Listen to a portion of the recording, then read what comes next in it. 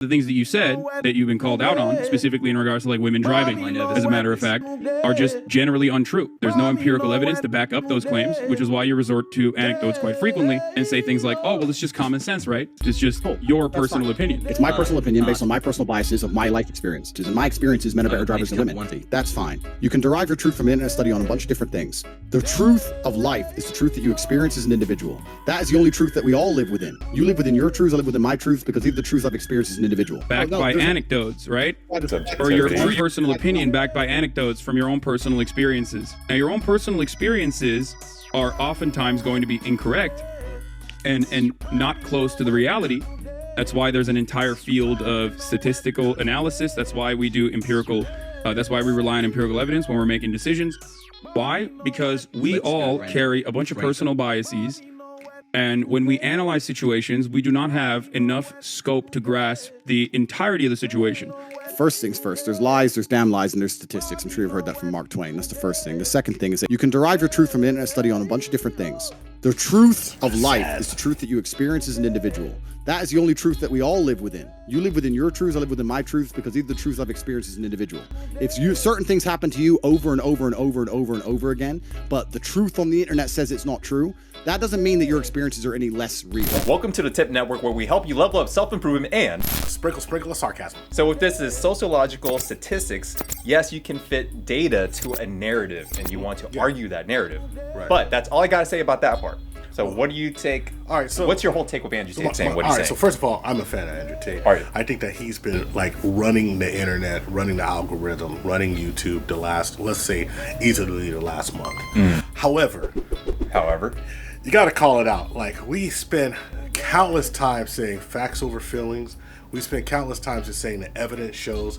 And the most frustrating thing is, especially sometimes when we're watching other shows like just Pearly Things, where she's showing evidence and statistics to ladies, and they say, no, that's not real because I operate my own truth. So it was kind of disheartening when I heard Tate say that, right? Because a lot of things that Andrew Tate says is really, really useful for men. Hey, you got to go through adversity. Life is war. All of this stuff. I think it's really useful for men. I think that we've kind of dumbed down our population with 5th place trophies, 6th place trophies. We've made soft guys. And we've made these soft men victims of the world because the world doesn't care about you. So I agree with him with that. But I cannot agree if you see evidence and then you say, well, that's just an internet study. Well, 90% of the things that you get now you're going to get from the internet. I mean, it's just crazy. Like, someone's going to do a study.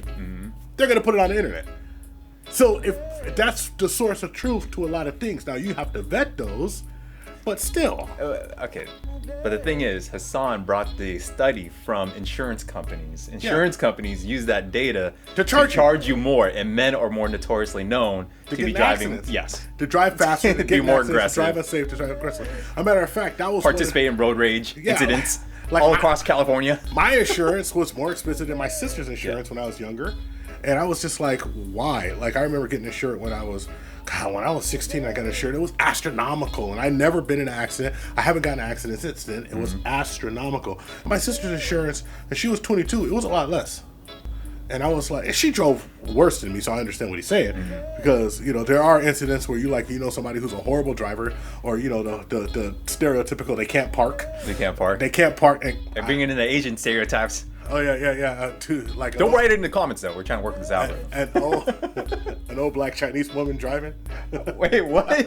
Is that a possible combination? That's hilarious. But no. But here's the deal. What?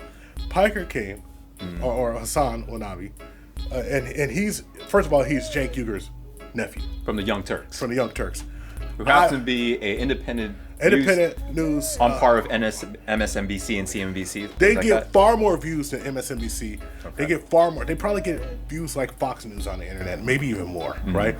I mean, like, the people who are getting views on their par as far as stuff goes is like really new media or independent media, Breaking Points or The Hill or something like that, even though The Hill's established media. So he worked there before. The first time I seen him there. I seen him working there. So he's media trained. He understands. So he understands to come with statistics. He had his narrative, and it was an ambush. And this is the thing that I always tell folks. You never want to go to the mainstream before you're ready. Yeah. You have to know who you're talking to, and it doesn't make a difference. Oh, well, you could be a multimillionaire. It's easy because, it's easy for a midget to look great when he punches and connects on the giant. But it's more difficult for a giant to punch a midget and look great. And so in this place, Tate's the giant. He has a lady massaging his back. He just looked bad. He just looked bad because he just should have went. He's in the face of facts. He just should have said, "Okay, well, that's the facts. Maybe I'm wrong. Let's move on." And he dealt with someone that was prepared to debate with him on his worldview and his philosophy. Absolutely. So, what is Hasan's whole objective? Why he wants to debate Andrew Tate in this situation? Because Andrew Tate has an algorithm. Hasan is big on Twitch. He has a huge YouTube channel, by the way. It's not like he's not. 900. His Twitch is a lot bigger. Gigantic. Yeah, so it's just a great opportunity for him, who Hasan is a super liberal, to go against somebody who's being lionized by conservatives right now and being lionized by the manosphere, and just to attack him and just to break him down. So does this make the Andrew Tate and the whole manosphere look bad? Yeah. Because Andrew Tate lost his battle? Yeah. And do you guys think he lost his battle? Well, no. If you think he did, or if you think he won, make sure you leave in the comments below. He did not look good. Not look good He at did all? not look good there. Okay. Right, I got to tell you. So did he set the whole manosphere back a couple No. spots? The manosphere. We got more stuff than that to set us back as far as like men's. We got more. We got more stuff than that to set us back in men's content. I mean, he's but it's just interesting to me to see somebody say, "I'm speaking my truth," because that's what I hear the ladies on From Fresh the ladies. That's what I hear the ladies on Fresh. Speaking the womenese and the delusional thoughts and magical manifesting ideations. So to me, that's a bad look. I don't want to criticize the guy because I'm a fan. Yeah, but it's just we love the guy. Yeah, but I think he's hilarious. But that not only is he hilarious, but he's useful, especially towards men, and how that we must approach life with a warrior mentality and mindset. Right. Otherwise, we're gonna get crapped on. Yeah, and everybody who knows me knows I appreciate martial artists. He's a 4-time world kickboxing champion. Yes, it was a European. I believe he was on a European league. It's not like he's a Glory 4-time champion or a K1 4-time, and I could be wrong. But he's still a professional athlete. Professional athlete. Big, strong. SOB and put hurtings on people. Yep. Great businessman. All the stuff I like. He had his little harem of girls. Running the website services. The webcam. It was the only hams before the only hams. Yeah, the consultations, right? Great job, and then a casino owner. So look, self-made millionaire. Like I'm not, and like I heard these rumors. His father, he got all his money from his father. I looked it up. His father was a chess player. Yeah. And he was never on the top 15 earners in chess. So if he's a professional chess player, he's not on the top 15 earners then. And like the 15th was like $400,000. So that's not rich. That's not rich. That's not money. So when boil this down is that Hasan got him on some gotcha mode. Got him! And got Andrew Tate totally unprepared for... Hasan was playing media. Yeah. Andrew Tate was playing internet personality. Being that personification of who he is. Exactly. He was like big, bold, ladies rubbing his shoulder, he's smoking a cigar. He's doing that. Right? He's doing that. Like Hasan has a show that's going on. Andrew Tate's doing his show. Look, when Andrew Tate's doing his show, he's concerned, like I've always said, that our subscribers and your subscribers, they're your shareholders. He's concerned about keeping his shareholders happy. And he looked at it and he said, look, all right, fine, we're not going to agree. Let's move on because this is... And it's not really doing too much for my viewers. It's not really helping. And of course, Hasan spikes the football and says he won. Yep. Because that was the whole point of this media episode. The whole point was that it was playing. He was playing big media, take little media. That's what he was doing, and he just had more training, more preparation.